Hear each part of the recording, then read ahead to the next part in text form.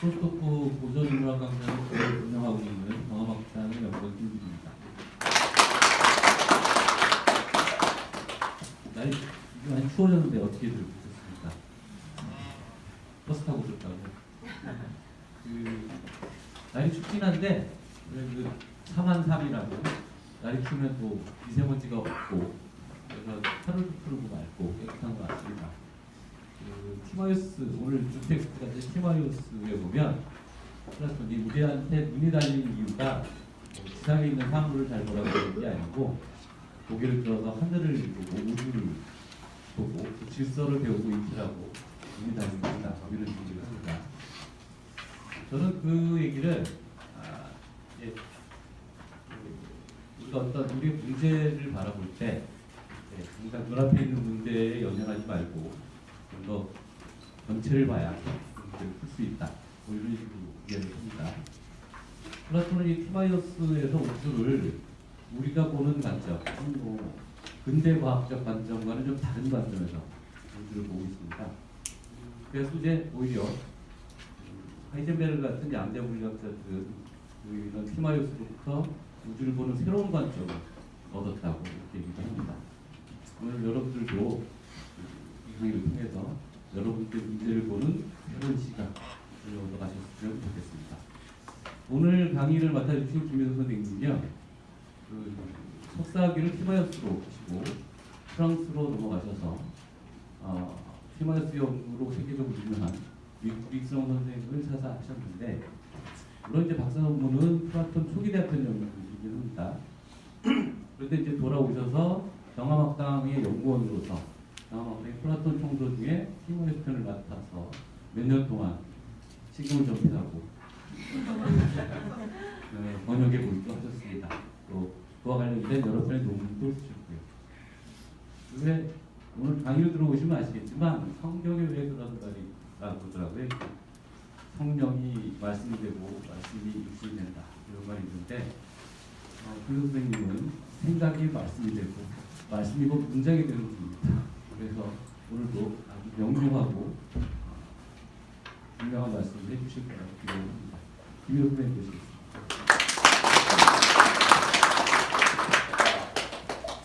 안녕하세요, 김효선입니다. 지금 오늘 강좌 제목이 고대 그리스의 과학적 성취와 플라톤의 자연철학 이런 제목인데 제목이 너무 거대해가지고 제목이 너무 큰 제목이라서 이제 사실은 이거 다 한다고 하면 정말 사기치는 거다. 고대 그리스 과학, 고대 그리스 자연과학에 대해서는 제가 그렇게 많은 걸 알지 못합니다. 그 고대 그리스의 자연과학 자체가 이제 굉장히 많은 것들을 포괄하고 있기 때문에 그것을 다루기 위해서는 이제 시간을 잡혀도 더 많이 공부를 해야 되고요. 저는 이제 그 극히 일부 이제 그 가운데에서도 이제 철학자인 플라톤이 그 우주에 관해서 그 자신의 생각의 핵심 그리고 이제 그것을 이제 대화 형식으로 남긴 티마이오스라고 하는 작품을 지금 그 수업 전에 방금 그 김주일 선생님께서 소개해 주셨지만 이제 번역을 이제 본의 아니게 맡게 되어서 약 한 9년 정도 이제 번역에 좀 집중을 해봤습니다. 그러다 보니까 조금 부족하나 티마이오스에 관해서는 그 어느 정도 좀 정리된 생각들이 있고 그리고 이제 그 정리된 생각을 통해서 고대의 과학 전체는 아니라도 고대인들이 이 세계에 대해서 소위 말하는 자연과학적 시선을 통해서 이 세계를 어떻게 바라보았는가 하는 것의 한 부분을 우리가 좀 이해할 수 있지 않을까. 다시 말해서 이제 플라톤의 티마이오스라고 하는 이 작품 그리고 플라톤이라는 철학자의 시선을 가지고서 이제 우리가 그 고대 세계의 우주와 세계에 대한 설명을 좀 엿보는 기회를 가질 수 있지 않을까라는 생각이 듭니다. 자 그리고 이제 이 제목은 그래서 고대 그리스의 과학적 성취가 아니라 플라톤의 우주론이고 티마이오스입니다. 다루는 주제는 플라톤의 우주론이고요. 즉 우주에 관한 설명입니다. 이 우주는 어떻게 생겨났고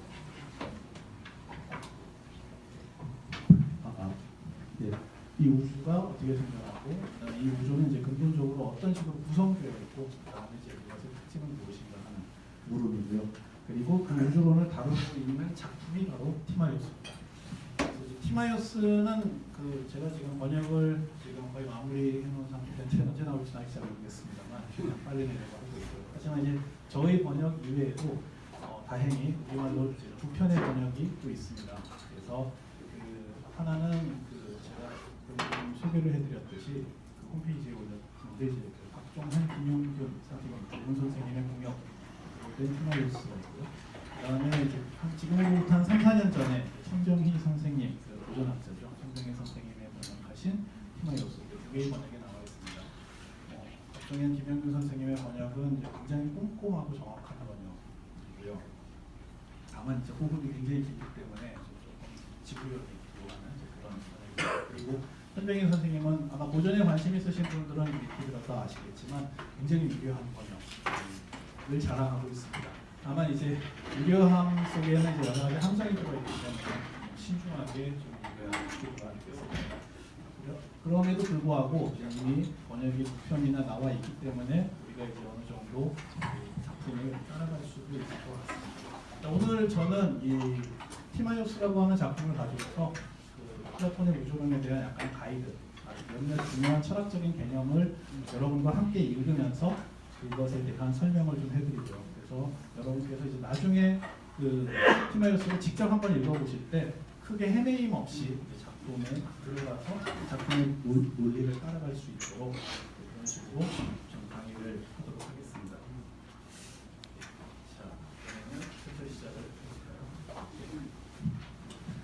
플라톤은 뭐 많은 분들이 아시겠지만 철학자이고, 그다음에 이제 작품을 썼는데 어떻게 썼냐면 이제 대화 형식으로 썼습니다. 이제 요즘 이제 대학생들이 이제 대화 형식으로 뭐 레포트를 쓴다, 논문을 쓴다 이러면 이제 안 되겠죠. 그런데 플라톤은 마치 이제 드라마틱한 이제 희극 작가나 비극 작가가 쓰듯이 대화 형식으로 이제 철학 작품을 씁니다.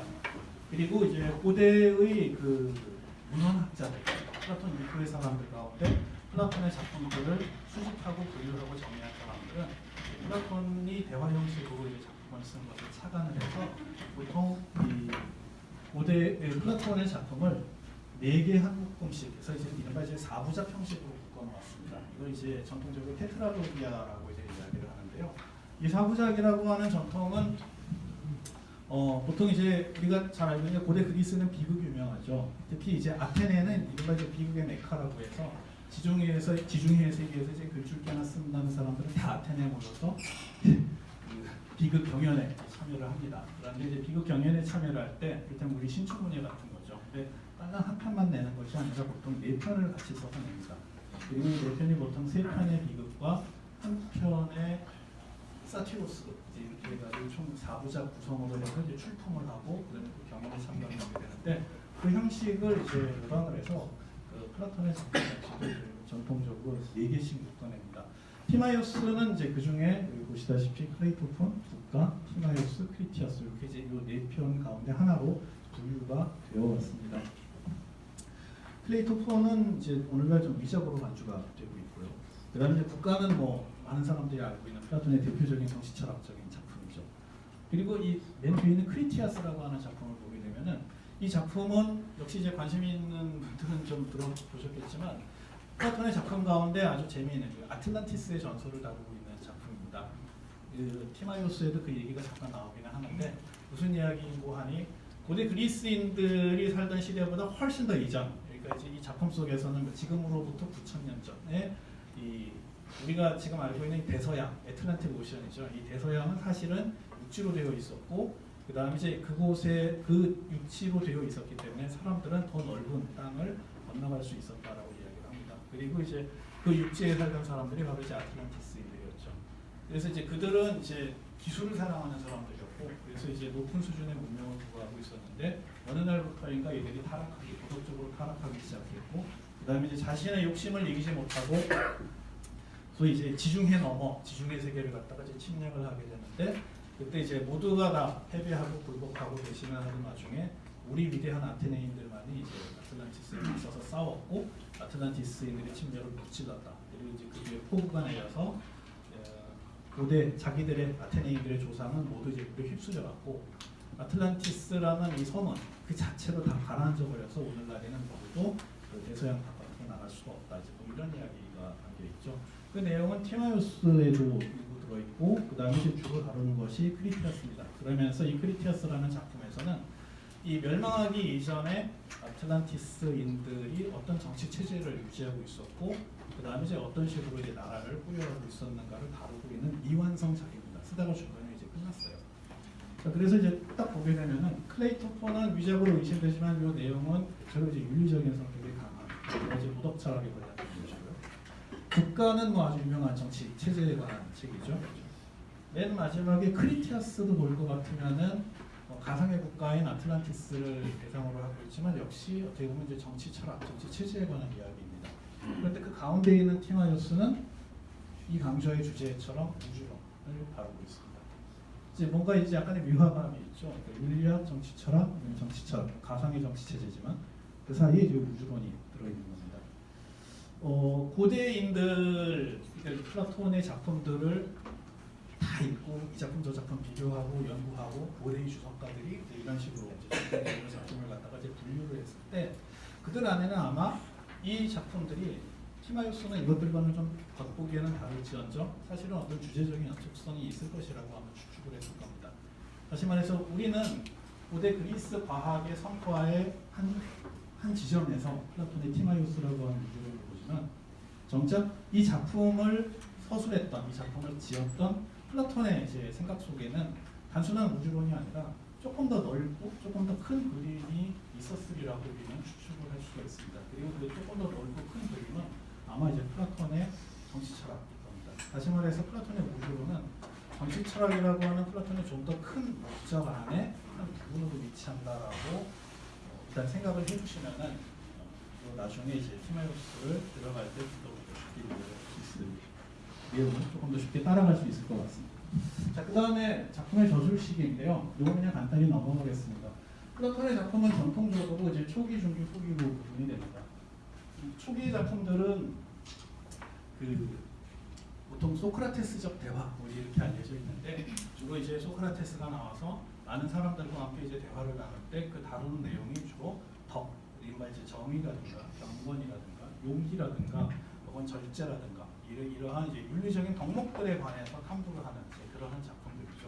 그리고 우리가 알기로는 항상 소크라테스의 대화 상대자는 나는 덕이 무엇인지 안다. 나는 경건이 무엇인지 알고 나는 용기가 무엇인지 안다라고 주장을 하고 소크라테스는 그런 주장하는 사람을 갖다가 이제 열심히 아부를 해가지고 이제 그런 한 수 가르쳐 주시오라고 질문을 해주죠. 하지만 이제 대화가 진행되면서 대화 상대자는 자기는 분명히 덕에 대해서 안다고 생각을 했지만 막상 답변을 할 수가 없고 알고 보니 덕이 무엇인지 모르게 된다는 그런 결론에 도달하는 그러면 이제 파괴적인 성격이 들어가죠. 이것을 통해서 대화자가 가지고 있었던 그 덕에 대한 허위의식을 갖다가 이제 깨는 그러한 성격이 굉장히 강한 작품들입니다. 중기로 가면서부터 학자들 사이에 논란은 좀 있습니다만 대체로 이제 저자인 플라톤이 그 스승인 소크라테스의 생각을 처음에는 이제 충실히 따르다가 이제 조금씩 자기 목소리를 낸다라고 학자들은 많이들 생각을 합니다. 그래서 중기 이후에 이제 아마 소크라테스에게는 없었을 새로운 개념들이 나오는데 그것이 아주 유명한 형상 개념입니다.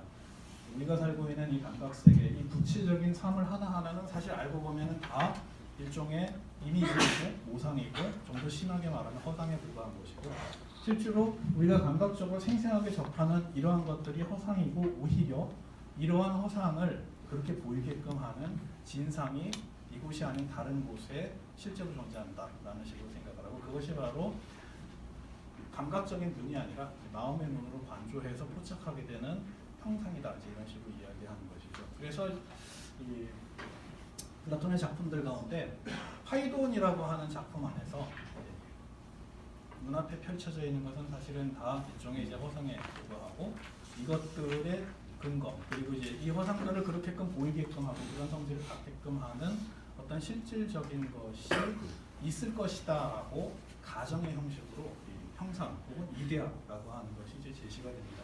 그리고 아마 이러한 식의 생각은 소크라테스가 아니라 플라톤이 가지고 있었던 처음으로 갖고 있는 어떤 독창적인 생각이었을 것입니다. 이런 식으로 이제 중기 이후에 이제 플라톤의 이제 고유한 생각들이 나오기 시작을 하죠.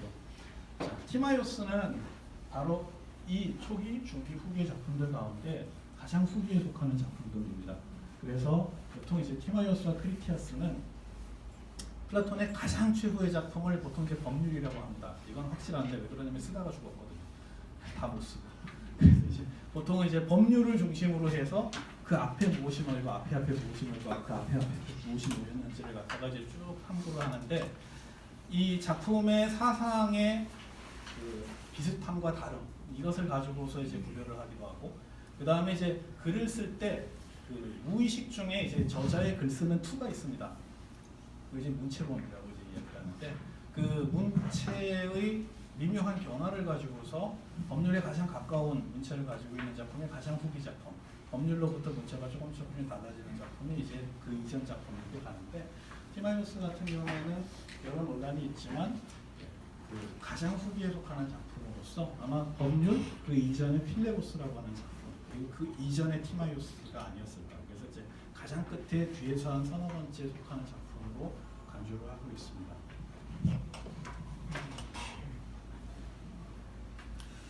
자, 역시 대화이기 때문에 대화자들이 나오겠죠. 이제 마치 이제 연극처럼 이제 등장인물들이 나옵니다. 등장인물은 이제 크게 4명입니다. 자, 일단 작품의 제목이 티마이오스죠. 티마이오스는 이제 사람 이름이고 당연하게도 이 작품의 주요 화자가 됩니다. 그래서 이제 티마이오스 그러면 훌륭한 입법으로 유명한 이탈리아의 루크리스 출신이다. 이탈리아 루크리스는 이탈리아 남부 지방에 있는 도시국가입니다. 천문학에 밝고 우주의 본성을 탐구해왔다. 그리고 이제 바로 이런 이유로 인해서 티마이오스는 우주의 기원과 본성에 관한 이야기를 하게 되고 이 작품의 주요 화자가 됩니다. 자, 두 번째로 이제 헤르모크라테스. 헤르모크라테스는 이제 시라쿠사라고 하는 곳의 도시국가 출신이고 장군입니다. 이 시라쿠사는 역시 이제 이탈리아 반도 아래에 있는 이제 시칠리아, 그리스어로 이제 시켈리아라고 하는데 이제 시칠리아 섬의 시라쿠사 출신입니다. 실제 역사 속에서 우리 이제 투키디데스의 이제 펠로폰네소스 전쟁사를 보면은 이 인물을 발견할 수 있습니다. 이 인물은 대략 그 시라쿠사 출신이고 장군이 되었고 그 다음에 이제 이 시라쿠사가 이제 시칠리아 부근에 있는 도시국가들과 연합해서 아테네와 전쟁을 치를 때 이제 공을 세운 인물입니다. 헤르모크라테스는 작품 안에서 거의 발언을 하지 않습니다. 거의 발언을 하지 않고 영향력이 거의 없는데 굳이 이제 이 인물을 딱 넣어둔 게 어떻게 보면 이제 나름 신의 한 수입니다. 왜냐하면은 우리는 이 인물을 통해서 이 작품이 대략 어떤 시간적인 배경을 하고 있을 것이다를 추정할 수 있기 때문입니다. 그래서 이 헤르모크라테스는 이제 대략 한 425년 서기 전 전후로 해서 이제 아테네와의 이제 그 전쟁 전투에 이제 참여를 하게 됩니다. 그 이야기는 뭐냐면은 서기 전 425년 420년 그 이후에는 이제 아테네 올 수 없겠죠. 적으니까 그렇죠. 그래서 여기서는 대화를 하고 있잖아요. 어디서 대화를 하냐면 이제 아테네에 와서 대화를 하고 있습니다. 그 얘기는 뭐냐면은 이 대화는 적어도 이제 작품 속의 그 배경이 이 대화는 전쟁 전이라는 얘기입니다. 그런 식으로 이제 플라톤은 작품을 쓰면서 독자에게 어떤 정보를 줄 수 있는 떡밥들을 이렇게 뿌려 놓습니다. 이제 헤르모크라테스는 실제로 작품 안에서 거의 발언을 하지 않지만 이 사람의 존재로 말미암아서 지금 아마 대화는 이제 서기전 435년에서 425년 사이에 벌어졌을 것이고 소크라테스는 대략 그러면 35세에서 45세 사이였겠구나 라는 식으로 추정을 할 수가 있는 정보를 자, 그 다음에 이제 크리티아스. 주요 화자는 아닙니다만 이 크리티아스는 작품 안에서 전체적인 그 이야기를 조율해주는 굉장히 중요한 역할을 합니다. 크리티아스는 아테네인이고요. 그리고 지금 이 이탈리아 루크리스 출신의 티마이오스와 그 다음에 시칠리아 시라쿠사 출신의 헤르모크라테스를 지금 손님으로 받아주는 그런 상태입니다. 호스트 역할을 하고 있습니다. 다시 말해서 이제 그 지중해 서쪽의 이탈리아 반도와 섬에서 온 사람들이 아테네를 방문을 했는데 크리티아스의 집에 머물고 있는 그런 상황인 것이죠. 그리고 소크라테스에게 제가 이 앞에서 그 이야기했던 아틀란티스 이야기를 들려주게 됩니다. 그러면서 이제 작품 전체의 순서를 갖다가 대화 순서를 이제 주도하게 됩니다. 이런 식으로 주도를 하죠. 아틀란티스 이야기를 들려주고 나서 자, 지금부터 제가 대화 순서를 짜겠습니다. 먼저 티마이오스가 처음으로 발언을 할 것이고 발언이 다 끝나면 그 다음에 이제 제가 발언을 할 것이고 이런 식으로 이제 대화의 순서를 주도하는 역할을 합니다. 그 다음에 이제 마지막 소크라테스인데 플라톤의 많은 다른 대화편들과는 달리 소크라테스는 초반에 대화를 잠깐 주도하는 것을 제외하고는 티마이오스가 이제 발언을 시작하고 나서는 작품 끝까지 이제 침묵합니다. 한마디로 이제 청중의 일인으로서 이제 이야기를 하게 됩니다.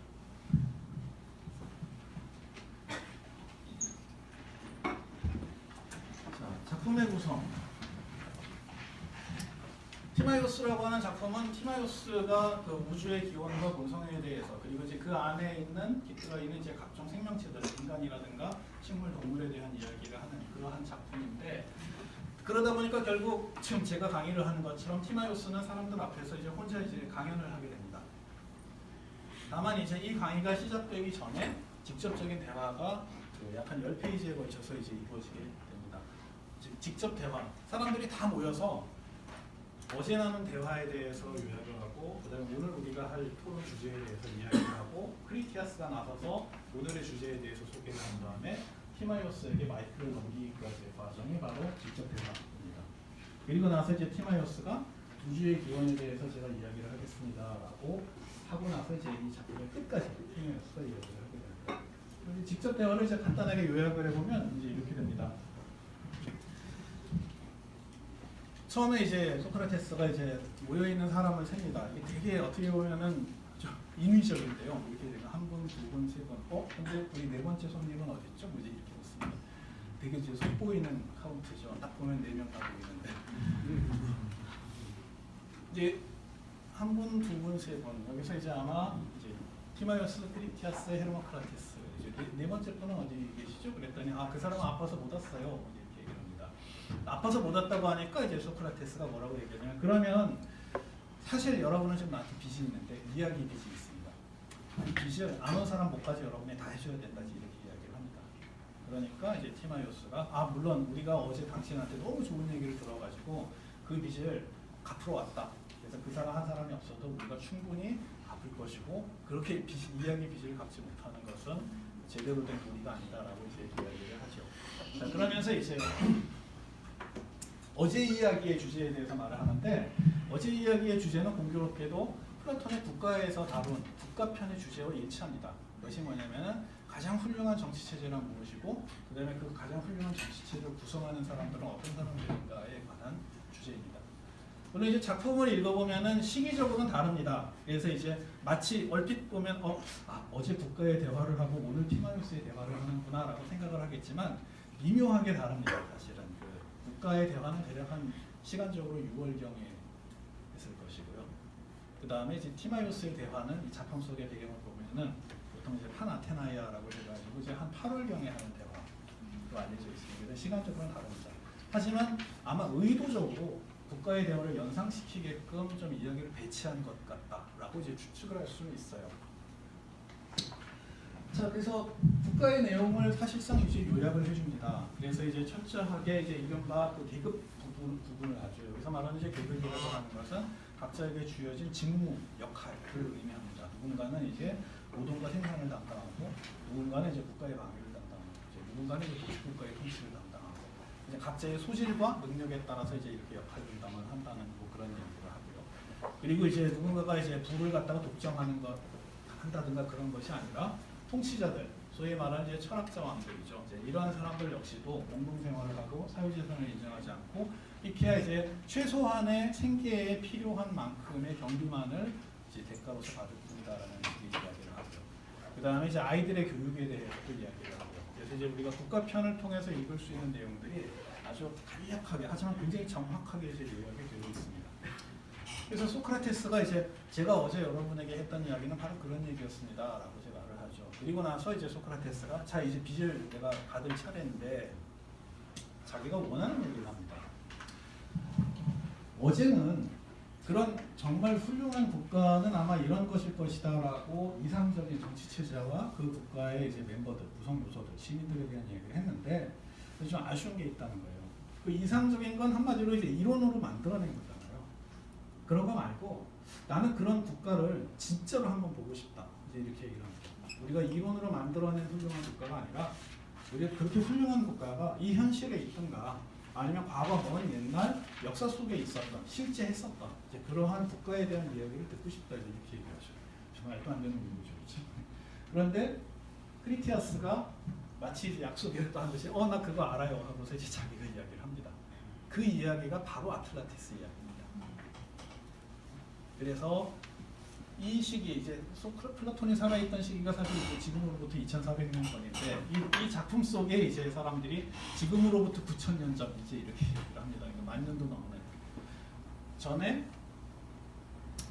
이 아테네는 정말 훌륭한 사람들에 의해서 통치되어 있었고 그리고 그 통치 체제라고 하는 것은 당신이 어제 이야기한 이제 그러한 정치 체제와 똑같았다 이제 이런 식으로 이제 이야기를 하죠. 그리고 그 9,000년 전에는 대서양 너머를 사람들이 다닐 수가 있었고 왜냐하면 거기에 이제 아틀란티스 정도에 살고 있었기 때문에 그런데 그러던 어느 날 그들이 바다를 건너 이 지중해를 정복하러 왔었고 그때 모두가 도망치는 와중에 오직 우리의 훌륭한 조상들만이 맞서 싸워서 이 지중해를 지켰다라고 하는 얘기를 크리티아스가 해줍니다. 자, 이 이야기는 뭐 명백히 지어낸 얘기겠죠. 그런데 이 크리티아스는 이건 진짜 얘기, 실제로 있었던 얘기입니다라고 이제 말을 합니다. 그리고 이제 이 실제로 있었던 이야기라고 하는 걸 이제 어떻게 얘기를 하냐면 이렇게 얘기해요. 내가 10살 때 그때 이제 거의 90 가까웠던 나의 할아버지 크리티아스한테 들었다. 근데 그 90 가까웠던 할아버지 크리티아스는 아버지인 드로피데스, 자기 이제 증조 할아버지 드로피데스한테 들었고 드로피데스는 옛날에 솔론이랑 그 이제 아테네의 아주 훌륭한 인격자죠. 솔론이랑 친구였는데 솔론한테 들었다. 이 솔론은 젊었을 때 이집트에 여행을 간 적이 있었는데 그 이집트의 신관한테 들었다. 그러니까 진짜다 이렇게 얘기하는 거죠. 그러니까 무슨 뭐 우리 형의 삼촌의 그 선배의 누구가 연예인이랑 친척이다 뭐 거지 이런 얘기죠. 그러면서 이거 진짜다. 보통 이제 이런 것을 신화적인 서술 구조라고 얘기해요. 내가 이야기하려는 것은 진짜 이야기인데 그런데 이 이야기를 전승하는 과정들을 따라가면 이제 굉장히 지능적으로 힘든 그러한 상황이 되는 것이죠. 하지만 그런 크리티아스는 소크라테스의 기대를 만족시킵니다. 뭐냐면 이것은 가상으로 지어냈거나 혹은 이론을 통해 만들어낸 이야기가 아니라 적어도 까마득히 먼 과거에 있었던 진짜 이야기다라는 것이죠. 자, 그렇게 이야기를 한 다음에 크리티아스가 자 이제 당신이 만족한다면 본격적으로 우리가 이야기를 시작하겠고 그 본격적인 이야기의 시작은 이 티마이오스가 스타트를 끊어줄 것입니다. 왜냐하면 그는 우주에 대해서 굉장히 많은 것, 천문학에 관심이 있었고 우주의 본성을 탐구하는데 아주 오래전부터 목표가 있었기 때문에 바로 티마이오스가 우주와 인간의 기원을 먼저 이야기를 할 것이고 그 다음에 이 이야기를 내가 받아서 고대 아테네인들의 이야기를 이어갈 것입니다. 라고 얘기합니다. 그래서 소크라테스는 크게 만족을 합니다. 크게 만족을 하고 그 다음에 이제 티마이오스의 이야기가 시작이 되는 겁니다. 자, 여기까지 놓고 보면은 제가 맨 처음에 요 구성을 제가 이야기를 했었는데 여기 이제 의미가 좀 살아납니다. 뭐냐면은 윤리학을 다루고 있는 작품이고 정치철학을 다루고 있는 작품이고 정치철학을 다루고 있는 작품인데요. 티마이오스는 우주론입니다만 이 우주의 기원과 본성 그리고 그 안에 살고 있는 인간의 탄생에 대한 이야기를 하려는 목적은 바로 정치철학적인 목적. 그 훌륭한 어제 소크라테스가 들려주었던 훌륭한 이상적인 도시국가의 체제와 그 구성원들이 그냥 이론으로서 끝나는 것이 아니라 실제 속에서 구현될 수 있는가를 물어보고 구현될 수 있다라고 얘기한 거죠. 비록 전설을 통해서지만 구현될 수 있고 그리고 그 구현될 수 있다라고 하는 것은 그냥 단순히 가능하다라고 하는 얘기가 아니라 그 근거가 있다는 겁니다. 그 근거가 뭐냐면은 저 가장 큰 우주에 관한 이야기로부터 시작해서 그 우주를 구성하는 많은 요소들 가운데 가장 작은 인간의 얘기까지 어떤 일관된 체계가 있다라고 하는 것을 이제 보여줌으로써 우주는 이제 거대한 전체로서 가장 아름답고 질서잡히고 조화로운 것이고 이것을 인간이 본성상 같은 구조와 같은 본성을 지닌 채 태어났다고 한다면은 인간과 그다음에 이제 인간의 공동체 역시도 우주와 마찬가지로 조화롭고 질서 있는 체제를 만들어낼 수 있다라고 하는 것을 보여주고자 하는 그 전 단계로서 우주론이 들어가게 되는 겁니다. 그렇게 해서 우주의 기원과 본성, 그 다음에 그 우주 안에 있는 인간의 탄생, 그러니까 인간의 본성에 대해서 얘기를 한다면은 그것으로부터 시작해서 이제 이 인간의 역사에 대해서, 그러니까 인간의 정치 체제에 대해서 이야기를 할 수 있을 것이다라고 하는 것이 아마 플라톤의 어떤 거대한 그런 계획이 아니었을까라고 우리는 생각을 할 수 있을 것입니다. 자, 그러면 이제 우주론으로 들어가 보도록 하죠. 자, 그래서 이제 티마이오스가 먼저 이야기를 시작을 합니다. 소크라테스는 이미 만족을 했어요. 이미 엄청나게 만족을 하고, 자, 그럼 이제 신들에게 기도를 드린 다음에 이제 당신이 이야기를 시작하세요라고 하니까 이제 먼저 티마이오스가 이제 이야기를 합니다. 그래서 이제 자, 일단 우리가 우주를 탐구하기 전에 먼저 이제 몇 가지 가져야 할 관점이 있습니다. 이제 태도가 있다 이렇게 얘기를 합니다. 이것을 이제 제가 이제 우주 탐구의 전제들이 있다 이렇게 얘기합니다. 이 전제는 아마도 플라톤의 생각일 겁니다. 이제 플라톤이 이 세계를 바라보는 방식일 겁니다. 이 방식을 유지하면서 이 세계를 바라보는 관점을 유지하면서 이 관점 속에서 우주에 대해서 이야기를 하자는 겁니다. 자, 이게 이제 번역 인용인데요. 이제 이 텍스트 페이지에 해당되는 부분입니다. 자, 티마이오스는 이렇게 말합니다. 우리가 우주를 탐구하려면 먼저 다음과 같은 걸 구별해야 됩니다. 즉, 언제나 있는 반면 생겨나지 않은 것은 무엇인가? 그리고 언제나 생겨나게 결코 있지 않은 것은 무엇인가? 이렇게 얘기하면 제일 먼저 이걸 구별해야 됩니다. 즉, 언제나 있고 생겨나지 않는다. 그 다음에 언제나 생겨나지만 결코 있지 않는 것. 이것을 구별할 필요가 있다는 겁니다. 뭐 쉽게 얘기를 하면 이제 존재와 생성, 그리고 이제 소멸은 생성과 이제 늘 같이 붙어 다닙니다. 존재와 생성, 소멸의 구별입니다. 언제나 있는 것, 무엇인가가 있다라고 하는 것은 그것이 이제 없지 않다라는 얘기죠. 그렇죠? 없지 않다라고 있는 것은 따라서 그냥 늘 한결같이 그 자리에 있는 것입니다. 사실 있다라고 하는 것에서는 다른 말을 덧붙일 수가 없어요. 있거나 아니면 있지 않거나입니다. 그렇죠? 있는 건 그냥 계속 있는 것이 조금 더 없는 게 아닙니다. 생겨난다라고 하는 것은 벌써 얘기가 좀 다릅니다. 뭔가가 생겨난다라고 하는 것은 없던 것이 있게 되는 거잖아요. 그렇죠? 소멸한다라는 것은 있던 것이 없게 되는 겁니다. 그렇죠? 그래서 없던 것이 있게 되고 있던 것이 없게 되고, 그리고 이것은 다시 보게 되면 이제 변화를 의미하는 것이죠. 변화. 이를테면 제가 이제 추운 데에 있다가 더운 데 딱 들어오니까 이제 창백했던 얼굴이 빨개졌다라고 얘기한다면은 제 피부에서 하얀색이 사라지고 즉 있던 것이 없어지고 그 다음에 이제 없던 빨간색이 나타나게 되는 것이죠. 그렇죠? 자, 그것이 바로 이제 생성입니다. 자, 그런데 우리가 살고 있는 세계는 끊임없이 변화하고 있죠. 그렇죠? 변화하지 않는 건 하나도 없습니다. 모든 것이 다 변화합니다. 그리고 매 순간 변화하고 변화하지 않는 정지된 상태도 없습니다. 이를테면은 뭐 이제 이런 것들 되게 단단해가지고 몇 년, 몇십 년 유지되는 변하지 않고 운동하지 않는 것처럼 보이지만 좀 억지를 부려서 이제 현미경을 갖다 대고 이렇게 보면은 아마 이것을 구성하고 있는 분자들은 끊임없이 진동하고 있을 겁니다. 즉 끊임없이 운동하고 있다는 것이죠. 끊임없이 운동하는 것 역시도 위치를 바꾸고 있다는 것이죠. 그렇죠? 위치를 바꾸고 있는 것 역시도 엄밀한 의미에서는 변화를 얘기할 수 있는 것이고, 변화를 얘기한다는 것은 결국 이것은 매 순간 생겨났다가 없어졌다, 생겨났다, 없어졌다를 반복하고 있는 것이죠. 우리도 마찬가지죠. 이를테면은 이제 뭐 10살, 20살, 30살, 40살 이렇게 살지만 사실은 저는 지금 죽지 않고 살고 있지만 저를 구성하는 60조 개의 세포는 이제 끊임없이 이제 생겨나면서 동시에 이제 사라지고 있는 것이죠. 저는 살아있다라고 얘기하지만 사실 제 안에는 이 삶과 죽음, 그러니까 생성과 소멸이라고 하는 것이 계속 공존하면서 이제 그러니까 대립하고 있는 거잖아요. 25세까지는 이제 생존이 훨씬 더 왕성했으나 분열이 왕성했으나 지금은 세포의 소멸이 훨씬 더 왕성하기 때문에 있는 세포 아껴가면서 지금 있는 것이죠. 즉 우리는 끊임없이 이제 변화의 와중에 이 감각 세계 안에 있는 모든 것은 변화의 와중에 있는 거죠. 그리고 플라톤은 그런 건 존재가 아니다 이렇게 얘기를 하는 겁니다. 우리가 무언가를 탐구하려면 먼저 이게 둘 중에 어디에 속하는지를 구별을 해야 되는 거죠. 즉 그것이 항상 있고 결코 단 조금도 없는 것이 아닌 것 존재인가? 아니면은 그것이 딱 있는 것처럼 보이지만 사실은 끊임없이 생겨나고 소멸되고 즉 존재와 비존재가 왔다 갔다 하고 그래서 실로 있다고 할 수 없는 것인지를 먼저 구별하자. 이거 괜히 구별하지 않고 탐구했다가는 엉뚱한 실수를 저지른다는 것이죠. 자, 그 다음에 바로 이어서 이렇게 얘기합니다. 확실히 이성적인 설명을 이성적 설명을 동반하며 사유불통에 파악되는 것은 언제나 동일하게 있는 것인 반면 비이성적인 감각과 함께하는 판단을 통해서 의견의 대상이 되는 것은 생겨나고 소멸하는 것일 뿐 진짜로는 결코 있지 않은 것입니다. 앞에서 이어지는 건데요. 자, 우리가 이 둘에 대해서 이야기를 하자면 이번에는 이거는 있느냐 있지 않느냐의 문제라고 한다면은 그 다음에는 자, 이것을 우리가 어떻게 알 수 있느냐라는 겁니다. 어떤 방식으로 우리가 이거를 접할 수 있느냐. 있는 것에 대해서는 우리가 그것에 대해서 무엇인가 알을 가질 수 있다는 겁니다. 그런데 끊임없이 생겨나고 소멸하고 결코 있다고 할 수 없는 것에 대해서는 여기에 대해서는 확실한 알을 가질 수 없다라고 합니다.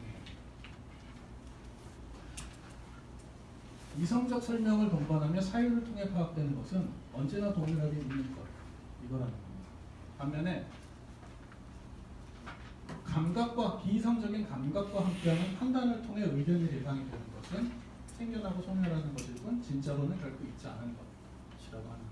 즉 다시 말해서 이쪽에는 소위 말하는 이제 이성적인 생각, 그 다음에 그 이성적인 생각에 따른 합리적인 설명, 합리적인 설명체계로는 과학이겠죠, 그렇죠? 과학이 해당이 되는 거고요.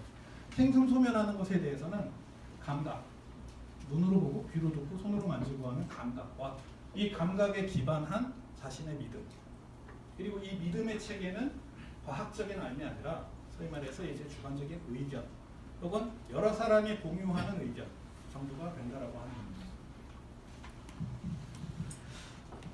오늘날 소위 말해서 이제 우리는 경험과학이 굉장히 익숙하기 때문에 무슨 이상한 소리 하고 있어 이렇게 볼 수가 있겠죠. 왜냐면은 수많은 과학이 변화하는 것들을 상대로 이제 과학이 이루어지고 있고, 이를테면은 뭐 그런 것이죠. 사물의 운동에 대해서 탐구를 한다. 그러면 이를테면 오늘 물리학의 영역에 속하겠죠, 그렇죠? 그러면 사물의 이제 화학적인 변화에 대해서는 화학이나 생리학 같은 것들을 이제 다룰 것이고요. 이런 것들도 이제 엄밀히 과학이고, 소위 말하자면 이제 과학적인 담론과 과학적인 지식을 가지고 있는 지식을 이제 전개하는 것이 감각 대상인데, 그러나 플라톤은 계속해서 지금 엄밀하게 엄격하게 지금 구별을 하고 있는 겁니다. 이를테면 어떤 것이 계속 변하고 있어요. 그런데 어떻게 그것이 뭐다라고 말할 수 있느냐라고 플라톤은 묻는 겁니다. 예를 들어서 약간 억지스러운 예를 하나 들자면, 무슨 밤에 젊은이들이 노는 클럽에 갔더니 이제 사이키 조명이 막 계속 변하고 있단 말이죠. 빨간색, 파란색, 노란색 번쩍번쩍하고 있어요. 그래서 저건 빨간색이야 라고 말하는 찰나에 파란색이 되고, 다시 파란색이야 라고 말하는 찰나에 노란색이 되고, 노란색이야 라고 말하는 찰나에 계속 변한다면 저 색깔을 우리는 딱 집어서 얘기할 수가 없겠죠. 어떤 거에 대해서 딱 집어서 이야기를 하고 그것이 맞기 위해서는 그 대상은 변해서는 안 되는 겁니다. 대상이 변하지 않는다는 것은 대상이 사라지거나 새로 생겨나서는 안 된다는 얘기겠죠. 즉 우리가 어떤 것에 대해서 정확히 찍어서 그것을 지칭하고 그 지칭을 통해서 우리가 거기에 대한 정보를 알므로써 얻기 위해서는 그 대상은 존재해야 되는 겁니다. 억지 같지만 사실 엄밀하게 말하면 이게 맞는 겁니다. 그렇죠? 어떤 것이 계속해서 변한다면 우리는 그것을 확인할 수가 없어요. 이거다라고 싶은데 이게 아닌 게 되고, 저거다라고 싶으면 또 다른 걸로 변하고, 이거다라고 했을 때 그것이 맞기 위해서는 그것은 절대로 변해서는 안 되는 것이죠. 절대로 변하지 않는 것은 그것은 생겨나지도 소멸하지도 않는 것이어야 한다는 겁니다.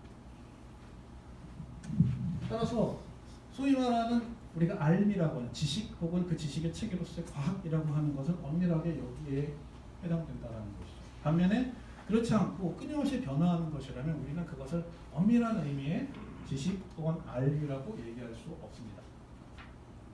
우리가 이제 얘기할 수 있는 것은 이제 플라톤이 말하는 것은 그것은 아마 어떤 의견이나 견해 정도일 것이다라는 식으로 이야기를 하고 있습니다.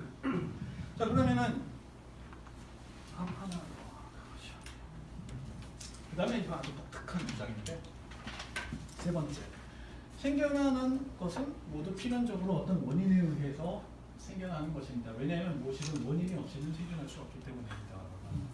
자, 이것은 이제 고대 이래로 철학에서 이제 인과론이라고 하는 이제 그러한 그 철학의 이제 독특한 그 아주 중요한 이제 탐구 분야의 그 가장 앞에 놓여 있는 이야기입니다. 생겨나는 것은 반드시 어떤 원인에 의해서 생겨난다. 즉 원인이 없으면 아무것도 생겨나지 않는다.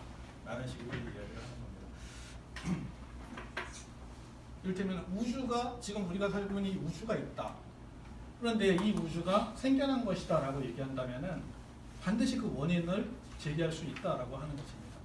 원인 없이 결과가 나오지는 않는다라고 하는 겁니다. 자, 마지막 세 번째 것을 받아들이면 이번에는 네 번째 걸로 한번 가봅시다. 그렇다면 무엇을 만들든 그것의 제작자가 언제나 동일함을 유지하는 것을 보면서 그와 같은 어떤 것을 본으로 삼아 그것의 형태와 특성을 산출해낼 때마다 그렇게 완성된 것은 모두 필연적으로 아름다울 것입니다. 반면에 그것의 제작자가 생겨난 것을 보고 그렇게 태어난 것을 본으로 삼는다면 그것은 아름답지 않을 것입니다.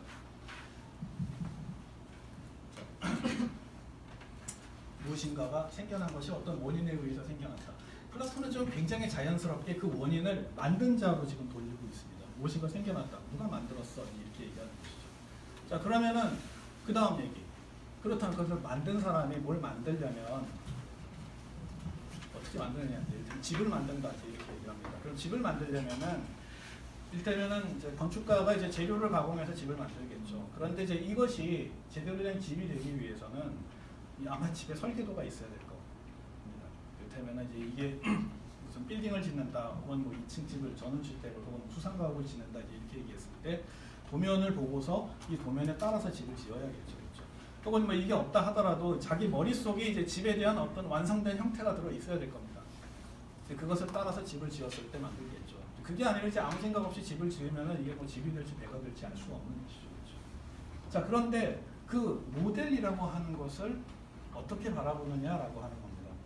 자, 내가 집을 지을 때 그 집의 모델을 언제나 동일함을 유지하는 것을 보면서 이것을 본으로 삼아서, 즉 모델이 가장 완벽한 것이고 이 가장 완벽한 것을 보고 이것을 그대로 흉내내서 집을 지으면은 좋은 집이 나올 것인데, 이 모델이 좀 뭔가 이 모델도 누가 이미 다른 사람이 지어놓은 거예요. 그죠? 엉성한 겁니다. 이것을 보고서 모델로 삼아, 즉 이미 남들이 지어놓은 카피죠. 이 카피를 모델로 삼아서 집을 지으면은 이 집은 훌륭하거나 아름답지 않을 것이다라고 하는 겁니다. 우리가 이제 플라톤 철학의 아주 대표적인 이데아론, 감각세계의 모든 것들은 끊임없이 변화하는 것이고 이 변화하는 모든 것들의 모델이 되는 것이 바로 불변하고 절대적인 형상이다라고 얘기한다면은 바로 여기서 말하는 이 본이라고 하는 것은 소위 말하는 이제 형상을 의미하는 것이겠죠. 그렇죠? 그럼 이런 식으로 얘기를 할 수 있을 것 같습니다. 만약에 우주가 생겨났는데 그냥 생겨나는 것이 아니라 어떤 원인이 있다. 그럼 우주를 만든 자가 있다라는 얘기죠. 우주를 만든 자가 우주를 제작했다는 겁니다. 그럼 제작을 했다면 우주 제작자 역시 사실은 건축가와 다르지 않다라는 겁니다. 어떤 모델을 보고서 우주를 만들었을 텐데 이 모델이 항상 동일하고 불변한 것이냐, 가장 완벽한 것이냐, 아니면 이 모델이 이것 자체가 이미 생겨나고 변화하는 것이냐.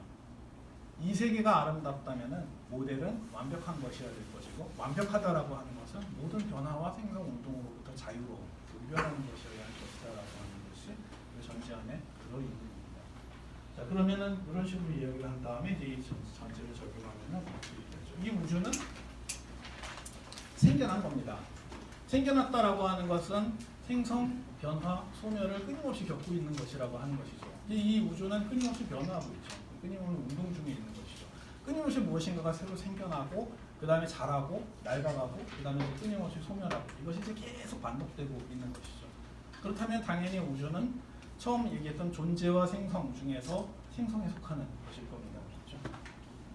자, 그 다음에 생성에 속하는 것이다 라고 얘기한다면 우리가 앞에서 얘기했듯이 이 우주는 감각의 대상이고 그 다음에 감각을 통해서 우리는 이 우주에 대한 정보를 얻게 되는데, 이것이 끊임없이 생성, 변화, 소멸하는 것이라고 한다면, 그래서 고정되어 있지 않는 것이라고 한다면 우리가 감각을 통해서 이 우주에 대해서 얻은 정보는 완전할 수가 없습니다.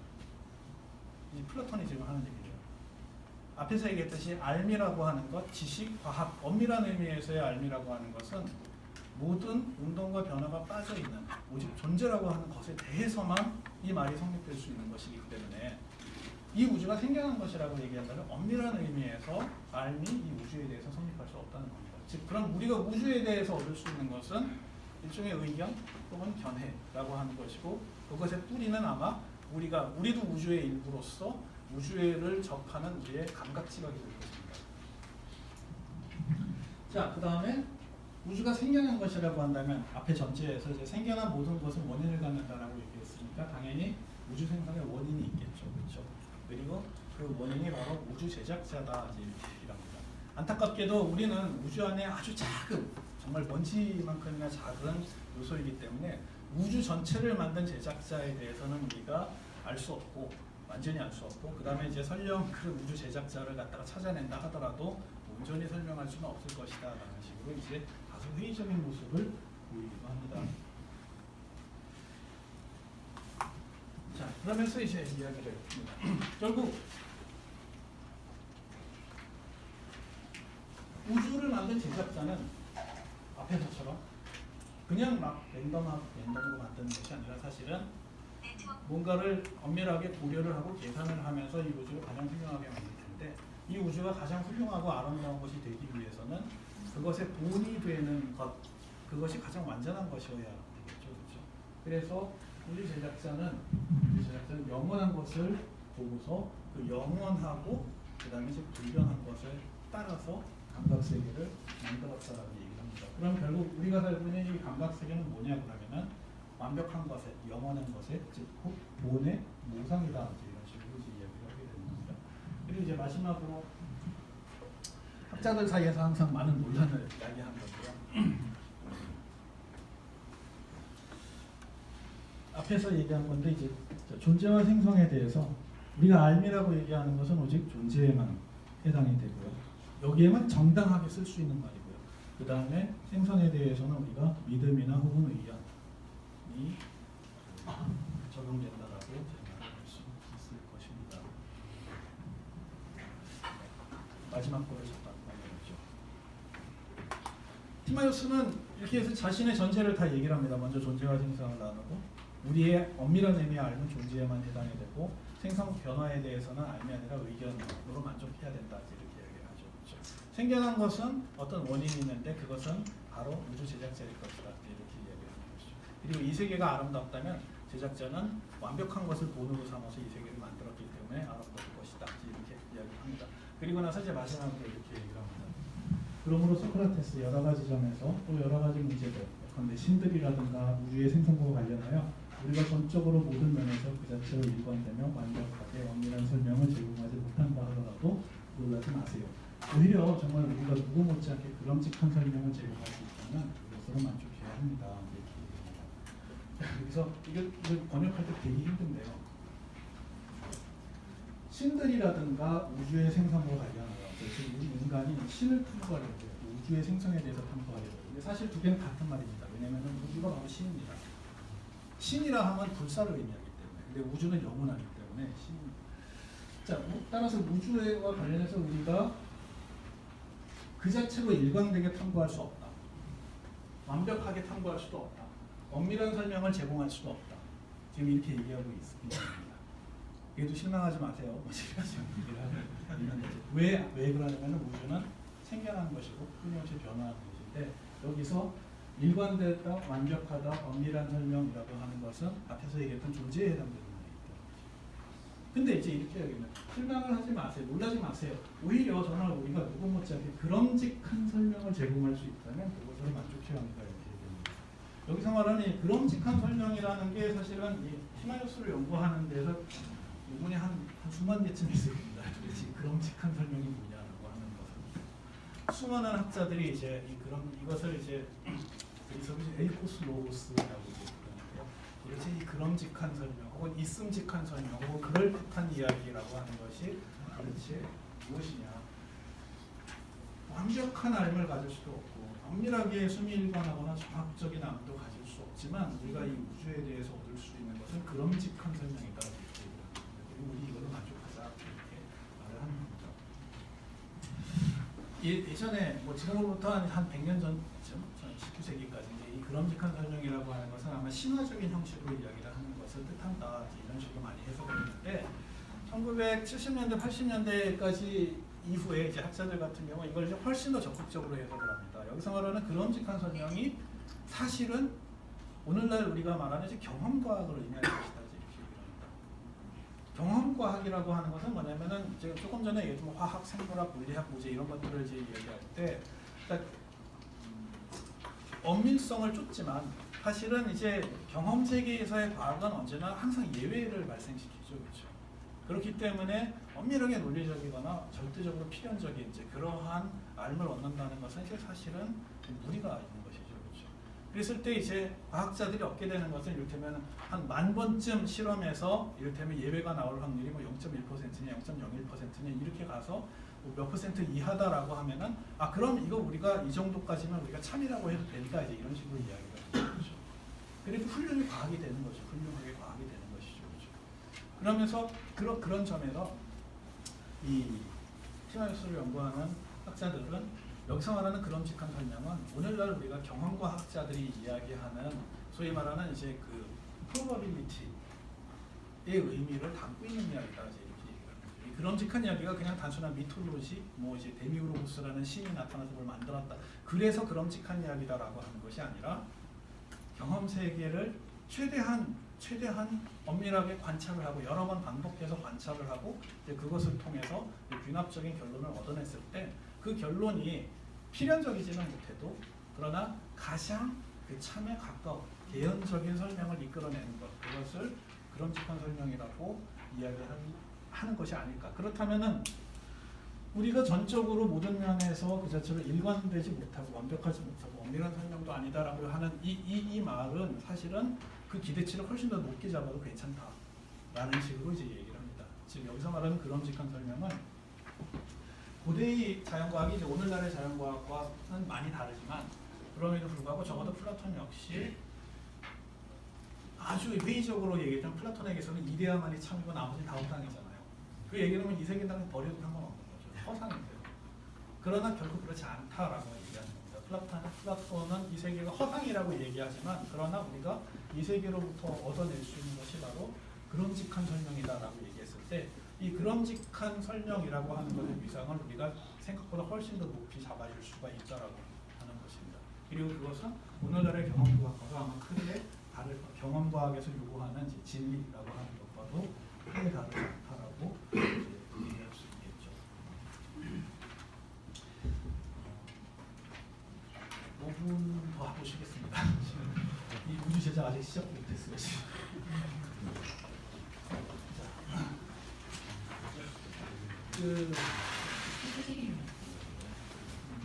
요 제작의 이유를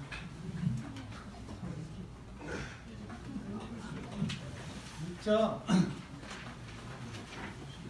지금까지 설명에 따르면은 플라톤의 우주론이라고 하는 것은 그의 이제 이데아론이라고 하는 좀 독특한 관점이 있긴 합니다만 그럼에도 불구하고 자연 세계에 대한 엄밀한 관찰이나 경험이라고 하는 것을 여전히 버리지 않은 것이라고 생각을 해도 좋을 것 같습니다. 그리고 이 철학의 기원 내지는 철학이라는 것이 이제 고대는 과학과 크게 다르지 않았습니까? 과학의 기원이라고 하는 것은 아마도 옛 사람들이 자연 현상을 바라보다가 이를테면 이제 최초에는 이제 생존이 급급했을 때는 이를테면 자연이 전쟁터였겠지만 이제 어느 정도 자연 안에서 자신의 근거지를 확보하고 난 다음에 이제 자연이 여유롭게 보일 수 있겠죠, 그렇죠? 이때 이제 자연은 이제 이를테면 생존의 전쟁터가 아니라 관조의 대상이 됩니다. 이를테면 이제 제가 산에서 조난당하면 이제 막 두려움에 떨겠지만 그게 아니라 이제 케이블카 타고 정상에 올라가면 관조를 할 수 있겠죠, 멋있다 이렇게. 그렇게 해서 이제 관조를 하게 됐을 때 사람들이 이제 철학의 시작을 경이라고 얘기하는 것이 이제 놀라죠. 왜냐하면 아름답기 때문에. 근데 그 아름다움이라고 하는 것이 사실은 조화와 질서를 통해서 아름다움이 느껴지는 것이죠. 먹고 살기 바쁠 때는 자연이 뭐 조화로운지 아름다운지도 모르겠는데 이를테면 비 오고 눈 오고 그냥 바로 죽었는데 근데 이제 비와 눈을 피할 수 있는 곳이 되니까 비 오고 눈 오고 하는 것이 일정 계절에 반복되고 일정 계절에는 안 오고 하는 것을 이제 알게 되면서 놀라게 되는 것이죠. 그러면서 이제 사람들이 그 이유를 설명하고자 하는 욕구를 이제 갖게 되는 것이죠. 이제 그게 이제 바로 이제 철학의 알레의 욕구가 이제 되는 것이라고 얘기할 텐데 플라톤 역시 이제 이런 전통을 그대로 예성을 하고 있습니다. 그대로 예성을 해서 우주의 기원에 대해서도 이제 같은 관점으로 설명을 하려고 하는데 단 차이가 있는 것이 뭐냐면은 그 고대의 과학자들과 철학자들 같은 경우에는 눈앞에 펼쳐져 있는 것들의 원리를 추구를 하되 그것이 어떤 자에 의해서 의도적으로 제작되고 계획적으로 고안된 것이라고 하는 생각이 없지는 않았으나 그런 생각을 갖다가 이제 본격적으로 전개한 사람은 없었습니다. 그런데 플라톤은 처음으로 이 우주 발생이라고 하는 것에 장인의 노동이라고 하는 이 제작이라는 원인을 결합을 시킵니다. 그래서 이제 앞에서도 얘기했듯이 이 우주는 생성의 원인을 갖는다. 생성의 원인을 자연적인 것에서 찾지 않고 누군가가 인위적으로 만들었다라고 하는 겁니다. 우주 제작자가 그렇게 했다라고 하는 겁니다. 그래서 이 우주 제작자를 그리스어로는 데미우로고스라고 얘기합니다. 데미우로고스라고 하는 말은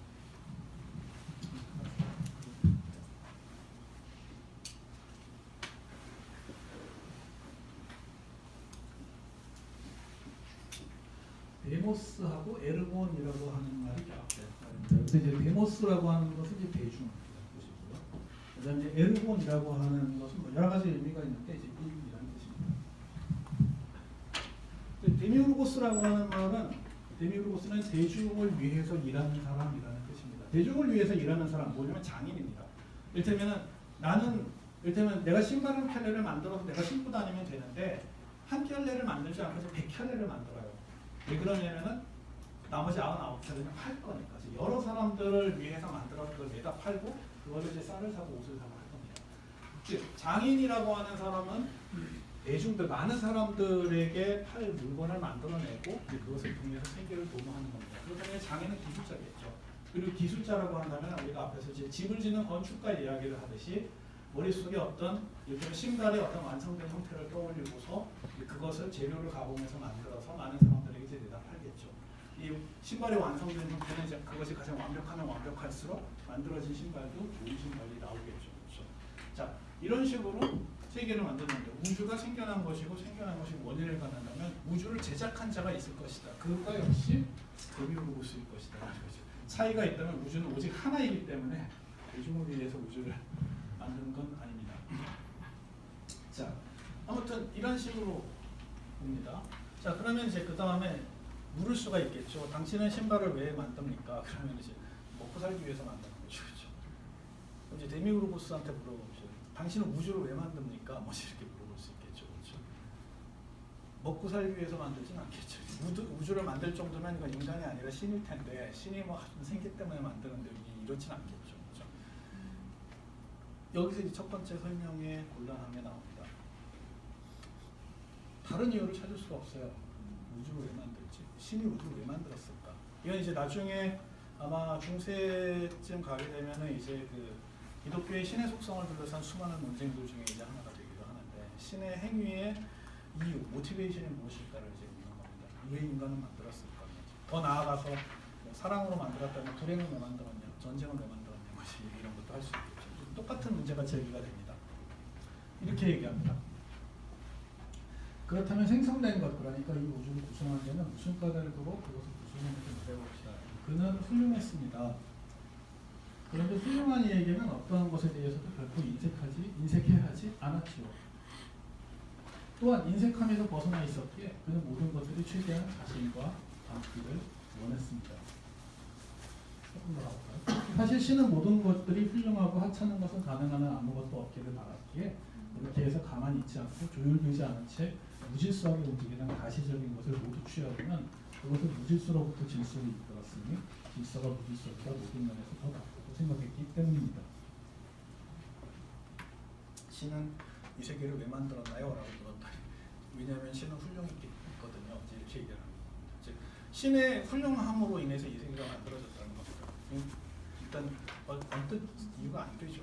신이 훌륭한 거지 왜 이 세계를 만들었지? 얘기를 한다. 근데 여기서 말하는 훌륭함을 이게 참 번역하기가 어려운데 사실은 그리스어로 어떻게 되어 있냐면은 이것이 이제 그리스어로 이 대목이 아가토스 엔 이렇게 되어 있습니다. 그래서 아가토스라는 말은 좋은, 뭐 선한, 뭐 훌륭한, 뭐 모든 좋은 거 다 붙이는 말입니다. 그야말로 이제 좋은입니다. 엔이라는 말은 보통 이제 영어의 비동사에 해당하는 이제 AB 동사의 반과거 혹은 미완료 과거입니다. 어떤 과거 상태의 지속을 나타냅니다. 그러니까 그는 훌륭했었습니다. 했었는 좀 아니고 그냥 훌륭한 상태로 쭉 있었습니다. 뭐 이런 것이죠. 그렇죠? 신의 속성입니다. 신은 훌륭했다. 훌륭한 상태로 쭉 이어진다는 겁니다. 그런데 이것만으로는 잘 이해가 안 가는데 그 다음 대목을 보면은 굉장히 재밌습니다. 훌륭한 이에게는 어떠한 것에 대해서도 결코 인색함이라는 것이 없다라고 하는 겁니다. 훌륭한 이는 무엇에 대해서도 인색해야 하지 않는다. 여기서 말하는 인색함이라는 것은 그리스어로는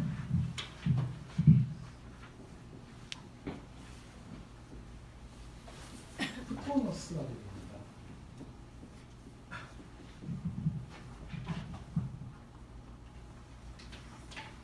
이 프토노스라고 하는 것은 이제 고대 그리스어 사전을 찾아보면은 자루지, 젤라시라고 지납니다. 질투라는 뜻입니다. 질투, 인색함. 그런데 이 의미가 굉장히 중요합니다. 왜 중요하냐면은 이 질투와 인색함이라고 하는 것은 신이 갖고 있지 않은 성질이에요. 누구에게 속하냐면 인간에게 속하는 겁니다. 그럼 이 질투와 인색함이라고 하는 것이 어떻게 해서 생겨나는 거냐면은 못 돼서 생겨나는 게 아니라 유한한 자의 속성입니다. 그러니까 질투나 인색함은 그리스인들은 이걸 어떻게 생각을 하냐면 이제 이렇게 생각을 했습니다. 그때면은 내가 하루 종일 일을 해가지고 빵 한 조각을 얻었거든요. 근데 옆 사람이 빵을 2조각을 먹고 있어요. 그래서 내가 딱 저걸 보면서 왜 저 사람은 2조각이 하지? 이렇게 생각을 하는 게 질투입니다. 즉 이 질투의 이유는 뭐냐면 내가 모자라기 때문입니다. 내가 배 터지게 빵이 먹도록 빵이 엄청나게 많으면은 2조각을 먹든 3조각을 먹든 그런 생각이 안 들겠죠. 그렇죠? 즉 질투라고 하는 것은 유한한 자가 그 유한함으로 인한 부족함에서 갖게 되는 생각이라고 합니다. 이런 것도 있어요. 이를테면 제가 덕에 대해서 강의를 그걸 엄청 봅니다. 이 도시 저 도시를 떠돌아다니면서 덕에 대해서 막 강의를 해줘. 젊은이들이 막 구름대처럼 몰려듭니다. 그래서 이제 기자가 되는데 옆에 또 다른 소피스트가 강의를 하면서 그 인기를 끌려고 하고 있어요. 젊은 소피스트가. 그러더니 어느 날 저를 찾아와서 선생님의 명성은 익히 알고 있습니다. 저에게 덕에 대해서 좀 알려주십시오. 이렇게 얘기를 합니다. 그럼 저는 이제 딱 보고서 내 걸 왜? 이렇게 얘기를 하는 것이죠. 선생님 강의난 좀 주세요. 좀 싫은데요. 왜냐하면 저 사람이 내 노하우를 가지고 가서 더 많은 사람들을 고객들을 끌어들이게 되면은 저한테 수강해야 될 사람들이 다 절로 가잖아요. 그렇죠? 이건 뭐냐면은 미래의 결핍에 대한 걱정입니다.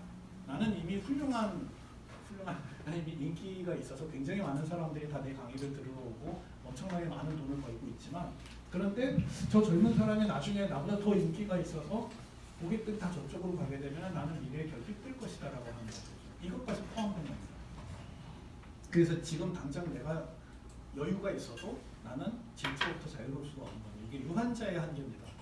그런데 신은 이런 게 없어요. 그럴 필요가 없겠죠. 신은 아쉬운 게 없으니까. 그렇죠? 신은 죽지 않죠. 그렇죠? 굶는다고 해도 신은 죽지 않을 겁니다. 그렇죠? 애초에 굶지도 않겠지만. 그렇기 때문에 신은 이게 없어요. 자, 그러면은 훌륭하다라고 하는 것은 모든 면에서 갖추었고 아쉬운 게 하나도 없다라는 것이죠. 그렇죠? 당연히 그렇기 때문에 어떠한 것에 대해서도 인색하지 않겠죠. 그렇죠? 신이 뭐 하나라도 아쉽거나 질투를 하는 게 있으면 절대 좋게 안 봐줬겠죠. 그렇죠? 근데 그런 게 없기 때문에 인색함에서 벗어나 있었기 때문에 다른 모든 것들이 다 자기처럼 좋게 되길 바랐다는 겁니다. 다른 모든 것들이 바로 이 우주의 재료가 되는 것들이겠죠.